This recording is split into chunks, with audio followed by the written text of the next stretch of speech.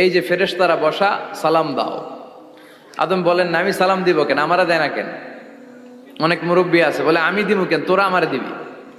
এরকম আছে না নাই? না, সালাম সবাই সবাইকে দিবেন। স্বামী স্ত্রীকে দিবেন, স্ত্রী স্বামীকে দিবেন, বড়রা ছোটদের দিবেন, ছোটরা বড়দের দিবেন, এক ভাই আরেক ভাইকে দিবেন, বোন ভাইকে দিবেন। তাহলে ফ্যামিলির মধ্যে শান্তি দিয়ে ফ্যামিলিটাকে সমৃদ্ধ করে দিবে কে? কারণ সালাম অর্থই শান্তি। সালাম অর্থ কি? ফ্যামিলির মধ্যে আমাদের এই সালামের প্রচলন নাই। বিশ্বনবী সাল্লাল্লাহু আলাইহি ওয়াসাল্লাম স্ত্রীদেরকে আগে সালাম দিতেন, সাহাবাদেরকে আগে সালাম দিতেন।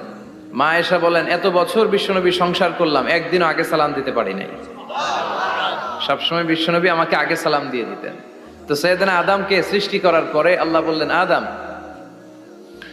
সাল্লিম আলা উলাইকা নাফর, বুখারীর বর্ণনা, ফেরেশতাদের এই দলটাকে তুমি সালাম দাও। সাইয়েদনা আদম আলাইহিস সালাম অহংকার করেন।